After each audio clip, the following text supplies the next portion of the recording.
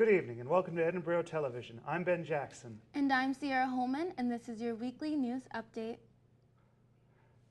Edinboro University held the Academic Festival this past week, featuring several departments and organizations. Tracy Geibel has more on the story. 104 unarmed black men killed each year. I think it's been a while since we specifically referenced these three organizations as campus. There's no video of what happened, not a chance because it happened in the middle of nowhere. Students, faculty, and the Edinboro community enjoyed a variety of panel discussions and speakers during the academic festival last week. The festival featured various panels on current events such as ongoing civil rights movement in Ferguson, Missouri. Know how to phrase this in a sensitive way, so I'm going to be upfront about my own ignorance. And I said, is African American the preferred term if I'm speaking about a particular group of people? Other panels featured campus organizations such as Campus Media, who discussed the reformation of The Spectator, ETV, and the WFSE radio as one group, and having student managers as their leaders along with help from their faculty advisors.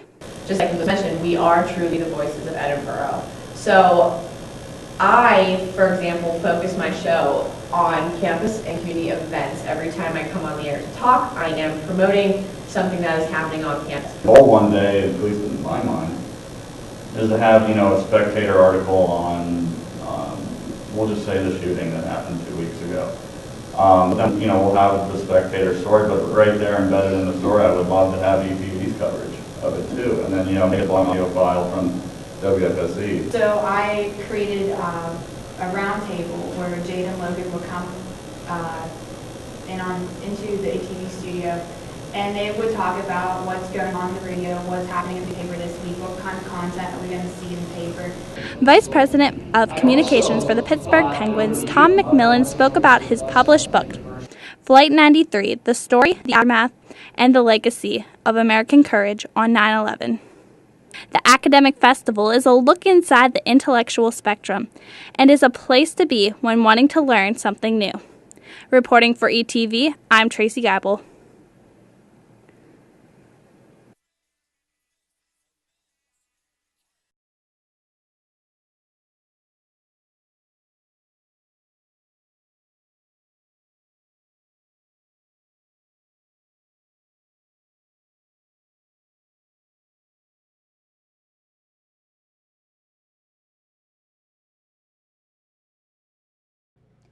Dr. Joe William Trotter, Jr., Giant Eagle Professor of History and Social Justice at Carnegie Mellon University, spoke Thursday, April 2nd in Edinboro University's Cole Auditorium. The presentation was entitled, Establishing a New Foundation for Change, Social Struggles and the Civil Rights Act of 1964. Dr. Trotter is a widely published author and leads Carnegie Mellon University's Center for African American Urban Studies and the Economy. The event held on campus was free and open to the public.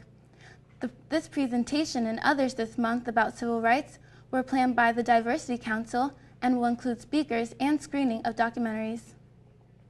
Edinboro's Health and Physical Education Sports Management has teamed up with the town's 175th anniversary celebration to present the 5K Trial Run and Kids Mile Fun Run. Edinboro's Doug Watt Cross Country Trail on campus will host the run on May 2nd to celebrate the 175th anniversary of the town of Edinboro. There is separate registration for the 5K and for the fun run. The event will feature live music as well as free food for registrants. All proceeds benefit the county's YMCA. One can pre-register for the event until April 20th online at 175boroughruneventbite.com or email rwheeler@edinboro.edu for more information. Music could be heard from the William P. Alexander Music Center on Thursday, March 31st. Drew Patrick found out why. March 31st, the William Alexander Concert Hall played host to the first ever brass class recital. 5 students had the chance to show off their talents they learned in individual lessons.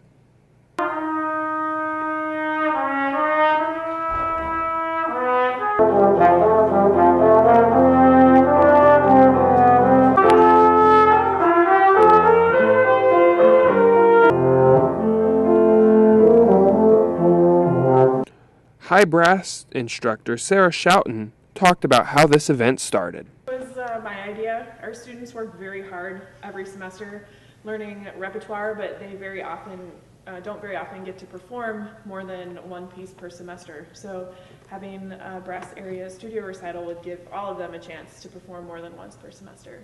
Low brass professor Daniel Burdick added how proud he was of his students. Well, I'm very proud also, and these performances represent their creative activity or research, and so it's really great to hear them. They practice, they've done a lot of independent work, and then to hear them on the stage performing. I'm always surprised by new ideas that they have in the heat of the moment, and it's great to see their progress, and it's really fun. For ETV, I'm Drew Patrick. Coming up, we have the final to-do list for what every college graduate should do before walking across the stage, and how the PRSA is helping students with everything they need to know to get that dream job. Keep watching. The semi-annual Grad Fair will be held on Tuesday, April 14th and Wednesday, April 15th from noon until 6 p.m. in the Frank G. Pogue Student Center. Students who have registered to graduate on May 9th can tape their 10-second self-introductions, pick up their commencement tickets, gather information about preparing a resume, graduate school, postgraduate financial services offered by the on-campus credit union, and more. At this time, they can also purchase their cap and gown at a discounted price, order a class ring, and complete an exit interview with financial aid staff. The makeup date for the self-introductions will be held from 10 a.m. to 2 p.m. on Tuesday, April 21st, in Compton 109. Edinboro University will hold its annual High School Journalism Day on Friday, April 10th. High school students as well as prospective students will spend the day learning about journalism, as well as enjoying the presence of NPR newscaster Jack Spear and Lily Broadcasting's Jameson Hicksonbaugh. Awards will be given out on the best of print and broadcast journalism that high school students submitted. As part of the Journalism Day competition, a $1,000 scholarship to Edinboro will be awarded, as well as workshops and panel discussions will be provided on a variety of topics. Edinboro University's campus media organization will also join Journalism Day and give an inside look at what the Journalism and Public Relations Department has to offer. The event runs from 9 in the morning until 2 in the afternoon.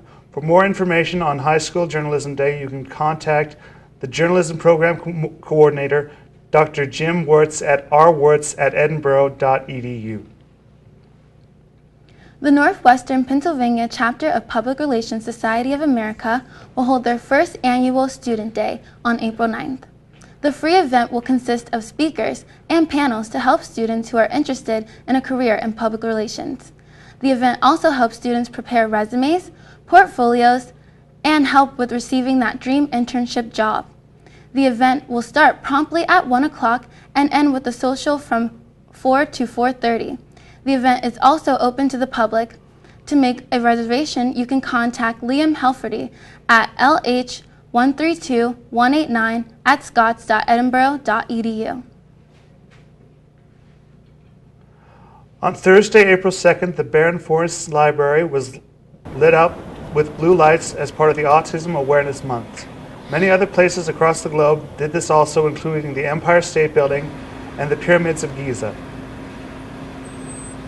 Edinboro University and the Erie Homes for Children and Adults will be hosting a seminar called Living Well with Disabilities on Saturday, April 11th from 8:30 until 2:30 at the Frank G. Pogue Student Center. The featured speaker is Josh Blue, a nationally known comedian and speaker with cerebral palsy. Blue is best known for winning Season 4 of NBC's Last Comic Standing and has appeared on Comedy Central Mind of Mencia.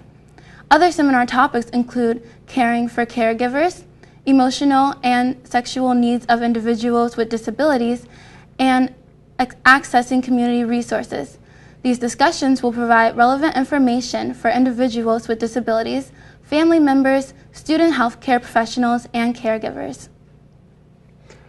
Coming up, we have your weekly weather forecast followed by your global news. Keep watching. Good evening, my name is Jeremy Schreck, and I'm here with your weekly weather forecast. Across the nation, we actually have a stationary front going all the way across, and throughout the week, we'll be on that wet side, getting a lot of rain. And when we look at the next few days, we see that we actually are getting a lot of that wet weather with some warmer temperatures, so we'll be warming up compared to within the past few weeks.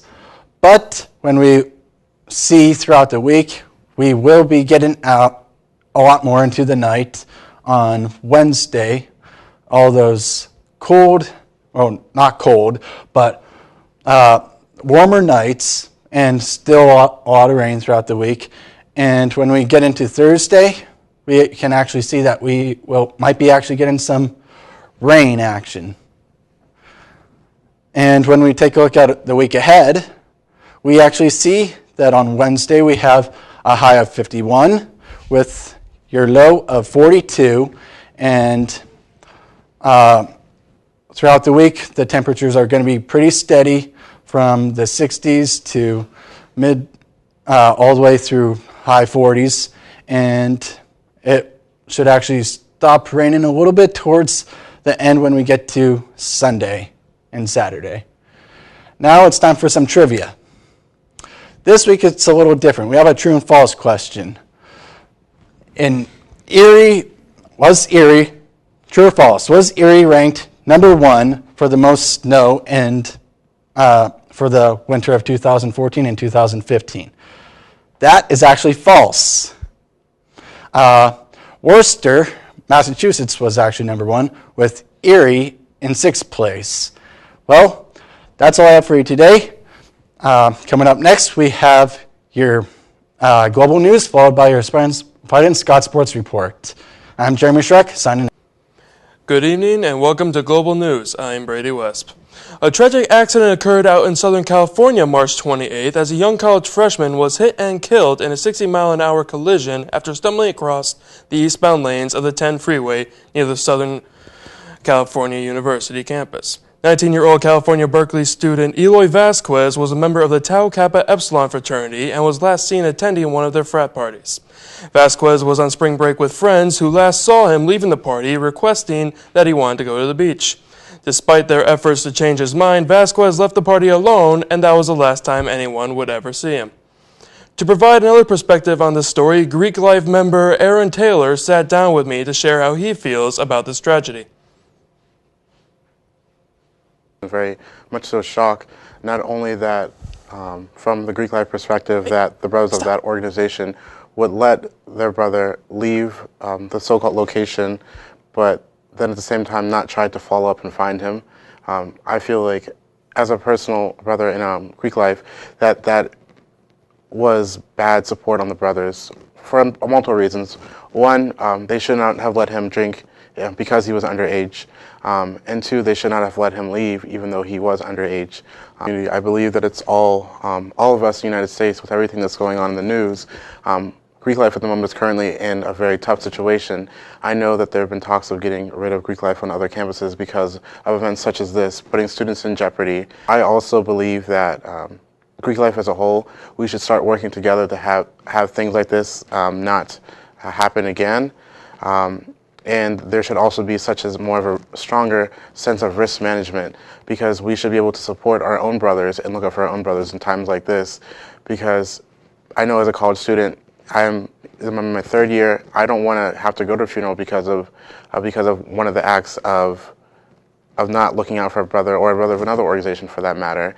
We should be looking out for each other as a whole and for Greek Life together as a whole, so the people who are not in Greek Life and the people who are the outsiders looking in, they can understand that we're supporting and that it's more than just the stereotypes than partying and like going out and having fun, that there are community service-based organizations. There are organizations that are just for music and organizations that promote women's health and awareness and breast cancer awareness, that there's actual cause to these organizations that us as a Greek life community are a part of. With Greek Week starting April 11th, Greek Life has been planning some events and demonstrations to show the community that Edinboro's Greek Life organizations are not the kind of organizations the media is stereotyping them to be. I asked Aaron Taylor how he felt this accident impacted Greek organizations here in Edinboro and what actions he feels need to happen. I'll start off with the Edinboro campus. Us as the Edinboro Campus Greek Life, with my affiliations to that, we should and we are actually banding together to make sure that things like this don't happen. We have risk management chairs in every organization that look out for these situations so that they don't happen. Also, as a bigger spectrum, the next step is like going out to the outsiders who are not a part of Greek Life. Everyone wants to be a part of Greek Life for the wrong reasons, but I can sit here and tell you that I'm in Greek Life because of the values that I have, that I see in myself and other organizations. Currently, we are banding together. There are talks of having possibly a rally or an informational meeting to get students of the campus who are not a part of Greek Life aware that Greek Life isn't just about putting letters on your chest. It's about instilling the values of the organization in your heart and making them aware that we're not just stereotypes. We are the types of people that actually go out and do the community service work. And at the end of the day, we wear our letters because we wear it proudly, because we know at the end of the day what we're representing. Greek Life has a march planned for Monday, April 13th during Greek Week to promote anti-violence policies and demonstrate against acts of hazing. Through events such as this, Edinboro Greek Life hopes to inspire students to join fraternities and sororities for the right reasons and take note that those old stereotypes do not define our organizations. Stay tuned. We'll be right back with Tyler Trumbauer and the Fighting Scots Sports Report here on Edinboro TV after these commercial messages. Welcome to this week's Fighting Scots Sports Report. I am Tyler Trumbauer. The track and field team competed in what was the closest the Scots will come to a home event this outdoor season in the SRU Open at Slippery Rock on Thursday. In total, 5 Fighting Scots earned wins on the day. For the men, Chuck Ivey and Corey Weefing finished first in the 400 and 800 meter dashes respectively. Also, Deontay Powell took second in the 100 meter dash. For the women, Allison Gibbons and Becca Bond earned first place finishes in the 400 and the 800 respectively. In the field, Bree Dietrich took first in the long jump. The track and field squads have a busy week upcoming, as they will compete in the Kutztown Maltese on April 9th and 10th before splitting up on Saturday, April 11th. Some Scots will compete in the Bucknell Distance Carnival, while others will compete in the Westminster Invitational. The women's tennis team was in action twice this week, once on campus and once up at the Racket Club in Erie. The Scots fell to 12th-ranked California 9-0 on Wednesday. Borough's Julia Hellstern had her hands full at the #1 singles as she battled Kiefer Shaw of Cal, who is the 23rd-ranked women's singles player in the ITA national rankings. Edinboro battled Slippery Rock on Thursday at the Westwood Racket Club in Erie due to the rain.